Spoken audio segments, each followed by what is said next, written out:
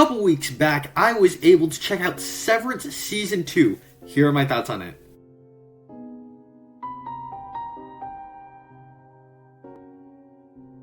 Hi, my name is Nathan, and I talk about a lot of movies and shows on this channel. If you're new here, down below in the comment section, share what you thought of Severance Season 2 over on my channel. I have more content like this. Check those out once this video is over. And with all that said, let's just get straight into this season talking about the good. Before I get into the actual review itself, I want to share my experience with the show Severance. I watched this show for the first time back in January, and I thoroughly enjoyed Season 1 of the show. I thought it was a fantastic season that was able to keep a mystery going, keep me very intrigued, had edge of your seat thrills, edge of your seat intrigue, and I truly do think it is one of the best seasons of television that has come out within the past 10 years. I truly do think that. If you guys have not seen Severance, I highly recommend you check out Severance. It's on Apple TV Plus.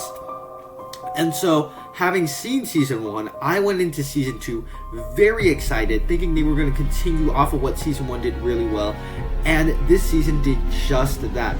I thought that this was a fantastic follow-up to the first season of the show. And it's very different from Season 1 in a way, but also maintaining that same sort of tone, keeping it like grounded in this same universe. If you don't know what this show is or are unfamiliar with it, Season 1 was essentially the exploration about these people that divide their mind between work and home life. So when they enter their workplace, they create another version of themselves that only knows work. And then when they exit their workplace, it's like a blink of an eye. They never worked at all. They don't remember what they did. It's kind of like time travel to these people. That's probably not the best way to explain it. It's not a time travel show or anything like that. But that's kind of the best I could do to explain with it. But what Dan Erickson and Ben Stiller were able to do so well with the first season, like I mentioned, was having those edge of your seat thrills. Does Season 2 offer the edge of your seat mystery and thrills that Season 1 does? And I would say, for the most part, it absolutely did live up to that. Where you get... And a big part of that, I think, is that it changes up the character dynamic a lot with it. Where, in this case, Cobell is now out of the picture as the one that's running the 7th floor, and now it's Milchick. And now his secretary is this 10-year-old girl, Miss Huang, changing up that dynamic a little bit. Likewise, you get, after we went to Season 1, there's this a little bit of distrust once you get to like the 4th episode, where they're starting to question and distrust the Helly character, and it just changes up that dynamic, creates suspense in an entirely new way. And so I thought, because it changes this dynamic, it's really effective in a different way than Season 1. Likewise, you get a character who's taken out of the 7th floor in the season, and how the characters sort of respond to that. And so what this season in particular did was that it kept removing characters, adding back characters, making you question things about certain characters, and changing up that dynamic constantly in this season, which I thought made for an effective way of doing a follow-up to Season 1. Likewise, this season actually reveals answers. Season 1 was kind of all about the mystery of what was going on. What is really going on at Lumon, and how are the severed people gonna go about it? How are the innies gonna go about it? And Season 2 is following up after the consequences of Season 1, and it starts to reveal answers, actually move this story forward in a way where there's still forward momentum, there's still tension, but it reveals some of the answers, especially in the finale, about what would sort of happen after Season 1. What are these numbers that they've been doing, that they've been organizing this whole time? And it kind of shows that aspect of it. It reveals the answers. I'm not sure where they're going to go with it in Season 3. I'm very looking forward to checking it out. But it actually does reveal answers. And likewise, I thought this season just felt larger in scale inherently than Season 1 did.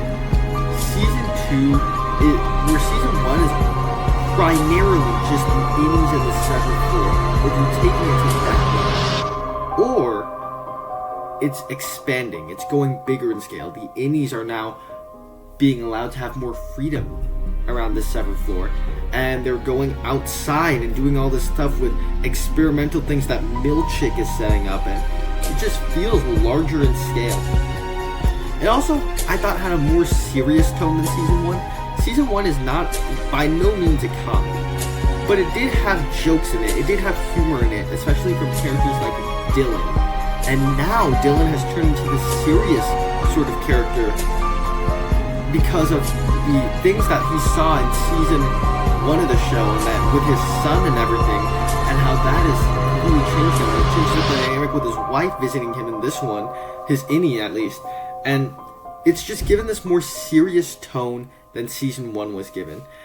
And so for me, like, I think this show is still going strong. It's an absolute must watch, and I think personally, especially season 1, I feel like everybody would enjoy season 1 of this show. Season 2, I personally really enjoyed, but it by no means is perfect, so let's move on to the bad. And when I say everybody would enjoy season 1 of the show, I truly meant I feel like everybody would enjoy season 1 of Severance. But with season 2, while I really enjoyed it, I can see why other people would be a little bit more frustrated with season 2.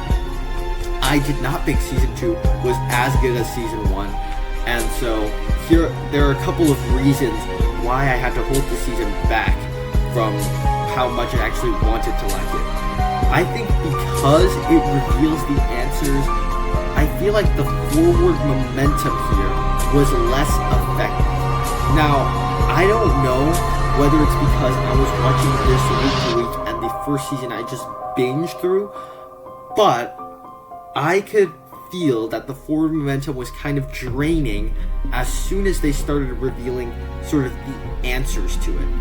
And so, like I said, I'm not sure whether that's because I watched it week to week or I felt it was a little bit slow or anything like that, but it's less effective because of that. It doesn't have that, until it has suspense at the beginning, it has suspense at the end, but in that whole middle section, it doesn't have that like forward momentum.